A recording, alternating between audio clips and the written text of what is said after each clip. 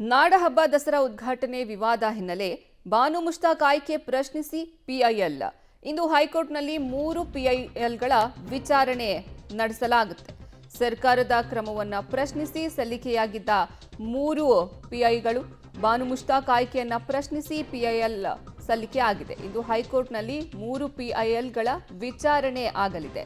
ಸರ್ಕಾರದ ಕ್ರಮವನ್ನು ಪ್ರಶ್ನಿಸಿ ಸಲ್ಲಿಕೆಯಾಗಿದ್ದಂತಹ 3 ಪಿಐಎಲ್ಗಳು ನ್ಯಾಯಮೂರ್ತಿ ವಿಭು ಬಕ್ರು ವಿಭಾಗೀಯ ಪೀಠದಲ್ಲಿ ವಿಚಾರಣೆಗೆ ಬರಲಿದೆ. ಸರ್ಕಾರದ ತೀರ್ಮಾನವನ್ನು ಪ್ರಶ್ನಿಸಿ ಸಲ್ಲಿಕೆಯಾಗಿದ್ದಂತಹ ಈ 3 ಅರ್ಜಿಗಳು ಸರ್ಕಾರ ಏಕಪಕ್ಷೀಯವಾಗಿ ಬಾನು ಮುಷ್ತಾಕ್ ಅವರ ಆಯ್ಕೆಯನ್ನ ಮಾಡಿದೆ.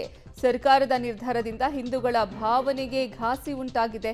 ಬಾನು ಆಯ್ಕೆ ಬಗ್ಗೆ ಪಿಐಎಲ್ ಸಲ್ಲಿಸಿದ್ದ ಪ್ರತಾಪ್ ಸಿಂಹ ನಾಡಹಬ್ಬ ದಸರಾ ಉದ್ಘಾಟನೆ ವಿವಾದದ ಹಿನ್ನೆಲೆ ಬಾನು ಮುಷ್ತಾಕ್ ಆಯ್ಕೆಯನ್ನ ಪ್ರಶ್ನಿಸಿ ಪಿಐಎಲ್ ಸಲ್ಲಿಕೆ ಆಗಿದೆ. ಇಂದು ಹೈಕೋರ್ಟ್ನಲ್ಲಿ ಇದು ವಿಚಾರಣೆಗೆ ಬರ್ತಾ ಇದೆ. ಸರ್ಕಾರದ ಕ್ರಮವನ್ನ ಪ್ರಶ್ನಿಸಿ 3 ಪಿಐಎಲ್ಗಳು ಸಲ್ಲಿಕೆ ಆಗಿರುವುದು. ಪ್ರತಾಪ್ ಸಿಂಹ, ಗಿರೀಶ್ ಗೌರವ್ ಸಲ್ಲಿಸಿದಂತಹ ಪಿಐಎಲ್ ಇದಾಗಿದೆ. ನ್ಯಾಯಮೂರ್ತಿ ವಿಭು ಬಕ್ರು ವಿಭಾಗೀಯ ಪೀಠದಲ್ಲಿ ಇದು ವಿಚಾರಣೆಗೆ ಬರಲಿದೆ. ಸರ್ಕಾರದ ತೀರ್ಮಾನವನ್ನ ಪ್ರಶ್ನಿಸಿ ಸಲ್ಲಿಕೆಯಾಗಿದ್ದಂತಹ ಈ 3 ಅರ್ಜಿಗಳು ಇವತ್ತು ವಿಚಾರಣೆ ಆಗಲಿದೆ. ಈ ಬಗ್ಗೆ ಹೆಚ್ಚಿನ ಮಾಹಿತಿ ನೀಡ್ತಾರೆ ನಮ್ಮ ಪ್ರತಿನಿಧಿ ನರಸಿಂಹಮೂರ್ತಿ. ದೂರವಾಣಿ ಸಂಪರ್ಕದಲ್ಲಿ ಜಾಯ್ನ್ ಆಗ್ತಿದ್ದಾರೆ. ನರಸಿಂಹಮೂರ್ತಿ, ಇದು ಎಷ್ಟೊತ್ತಿಗೆ ಇದು ವಿಚಾರಣೆಗೆ ಬರುತ್ತೆ? ಇನ್ನ ಏನಾಗಬಹುದು ಈ ವಿಚಾರಣೆಗೆ ಸಂಬಂಧಪಟ್ಟಂತೆ? ದಸರಾ ಉದ್ಘಾಟನೆ ವಿವಾದ ಸಂಬಂಧ ಬಾನು ಮುಷ್ತಾಕ್ಗೆ ಆಹ್ವಾನ ನೀಡಿರುವಂತಹ ವಿಚಾರವನ್ನ ಪ್ರಶ್ನಿಸಿ ಹೈಕೋರ್ಟ್ಗೆ 3 ಪಿಐಎಲ್ಗಳನ್ನ ಸಲ್ಲಿಕೆ ಮಾಡಲಾಗಿದೆ. ಅದು ಮೈಸೂರಿನ ಮಾಜಿ ಸಂಸದ ಪ್ರತಾಪ್ ಸಿಂಹ, ಹಾಗೆ ಗಿರೀಶ್ ನಾಯಕ್ ಮತ್ತೆ ಗೌರವ್, ಈ 3 ಸಹ ಈ ಪಿಐಎಲ್ಗಳನ್ನ ಸಲ್ಲಿಕೆ ಮಾಡಲಿದ್ದಾರೆ. ಇವತ್ತು ಹೈಕೋರ್ಟ್ನ ಮುಖ್ಯ ನ್ಯಾಯಮೂರ್ತಿಗಳ ವಿಭು ಬಕ್ರು ನೇತೃತ್ವದ ವಿಭಾಗೀಯ ಪೀಠದಲ್ಲಿ ಈ ಒಂದು ಪಿಐಎಲ್ಗಳ ಅರ್ಜಿಗಳ ವಿಚಾರಣೆ ನಡೆಯಲಿದೆ.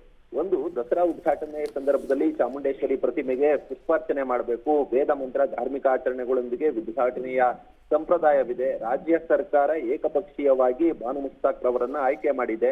ಈ ನಿರ್ಧಾರದಿಂದ ಹಿಂದೂಗಳ ಭಾವನೆಗಳಿಗೆ ಘಾಸಿ ಉಂಟಾಗಿದೆ. ಬಾನು ಮುಷ್ತಾಕ್ರಿಗೆ ನೀಡಿರುವಂತಹ ಆಹ್ವಾನ ಏನಿದೆ ಅದನ್ನ ಹಿಂಪಡಿಬೇಕು ಅಂತೇಳಿ ನಿರ್ದೇಶಿಸಿ ನೀವು ರಾಜ್ಯ ಸರ್ಕಾರಕ್ಕೆ ನಿರ್ದೇಶಿಸಬೇಕು. ಮತ್ತೆ ಹಿಂದೂ ಧಾರ್ಮಿಕ ಸಂಪ್ರದಾಯ ಏನಿದೆ ಇದು ಅವಿಭಾಜ್ಯ ಅಂಗ.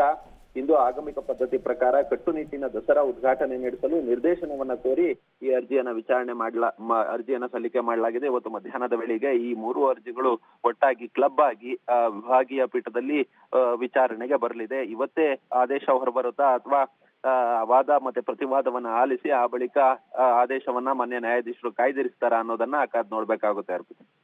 ನರಸಿಂಹಮೂರ್ತಿ, ನಿಮ್ಮೆಲ್ಲ ಮಾಹಿತಿಗಾಗಿ